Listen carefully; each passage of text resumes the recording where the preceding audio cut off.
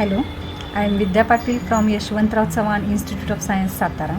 Today I will discuss about the secondary structures of proteins. Secondary structure of protein means the regular folding pattern of polypeptide chain. These are three-dimensional form of local segment of proteins. Just see this diagram, polypeptide chain, and these are the folding patterns within the polypeptide chain, and this is because of the formation of hydrogen bonding pattern. There are two types of alpha helices.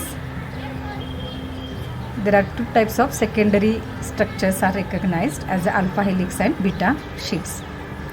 Here alpha helix and beta sheet. In some proteins alpha helix is only present. In some proteins beta sheets are present, and in some proteins combination is present. These secondary structures are stabilized because of hydrogen bonding pattern. Hydrogen bonds are established in between the amino hydrogen and carboxyl oxygen atom of the polypeptide backbone. Generally, hydrogen bonds are weak in nature, but their number is large, so they give the major contribution for the stabilization of secondary structures. Let's see alpha helix. The portion of the alpha helix is right-handed. It rotates clockwise, and alpha helix contains 3.6 amino acids per turn. Here, due to the coiling of the polypeptide chain, it reduces the total length of polypeptide chain within the structure as like a spring. 0 to 100% alpha helices are present in the proteins, and this alpha helix gives the mechanical strength to the protein. This is the structure of myoglobin. 8 alpha helices are present. This is a simple representation of alpha helix.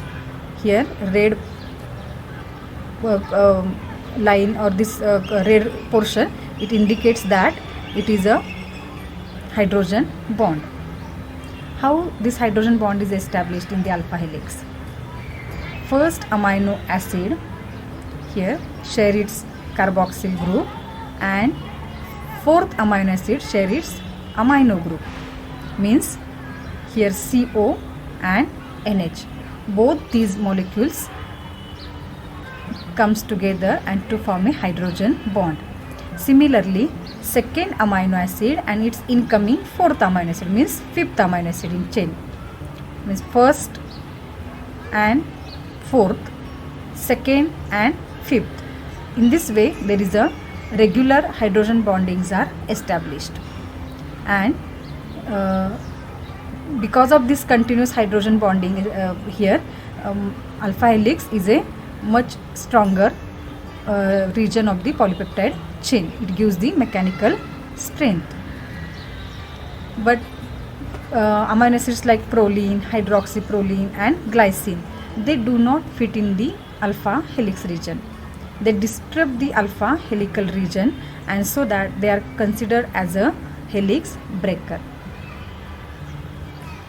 Here alpha keratin protein, example for the alpha helix. Alpha keratin in this diagram, it is present in the fur, claws, hooves, feathers, etc.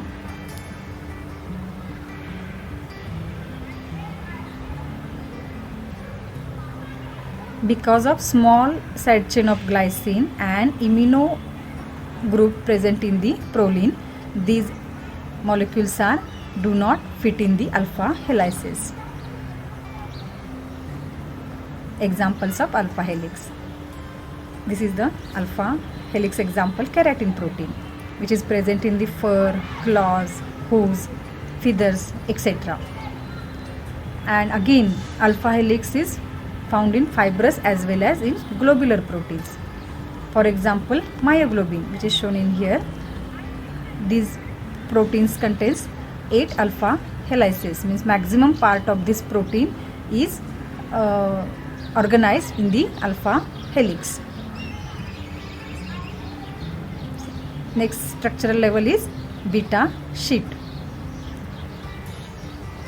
In case of beta sheets, there are parallel beta sheets, anti-parallel beta sheets, and beta turns are present.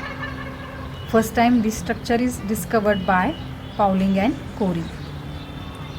Here parallel beta sheets means direction of both polypeptide chains. In this example, this one and this second one, direction of this polypeptide chain is N terminal to C terminal, while this pink arrow, in this case polypeptide chain is N terminal to C terminal, no doubt, but it is right to left, while this green polypeptide chain, it is also N terminal to C terminal polypeptide chain, but it is left to right. Means this is the anti-parallel in nature, pink and green. This pink and green combination polypeptide chains here, these are anti-parallel in nature, while only these two upper green polypeptide chains, these are parallel beta sheets. And again this sheet like arrangement is possible because of hydrogen bonding pattern. This polypeptide chain, first one N terminal to C terminal, and this is the second N terminal towards the C terminal, and when these are close to each other, there is a formation of hydrogen bonds between peptidyl backbone. Peptidyl backbone share again here carboxyl and amide group for the hydrogen bond formation.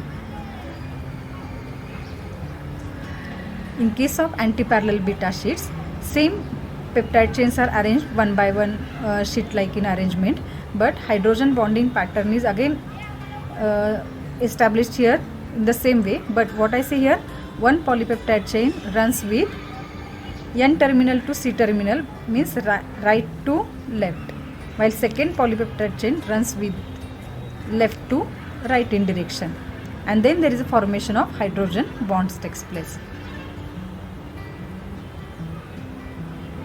Examples of beta plated sheets, just see this,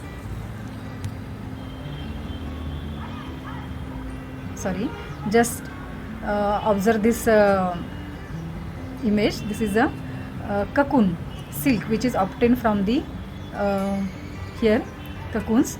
These are the, say, whatever the silk protein, it is a simple fibroin protein.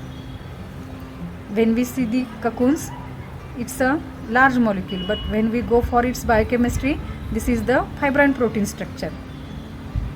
And last form of the beta sheet is here beta turn.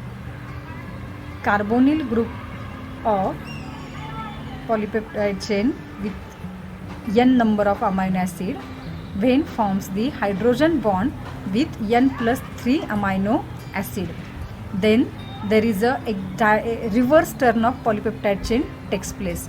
There is a reverse turn of polypeptide chain is observed, so that such turns are present in the anti-parallel beta sheets, or separately turns are also present in the proteins.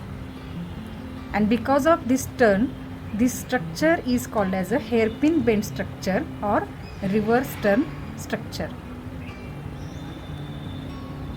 Thank you.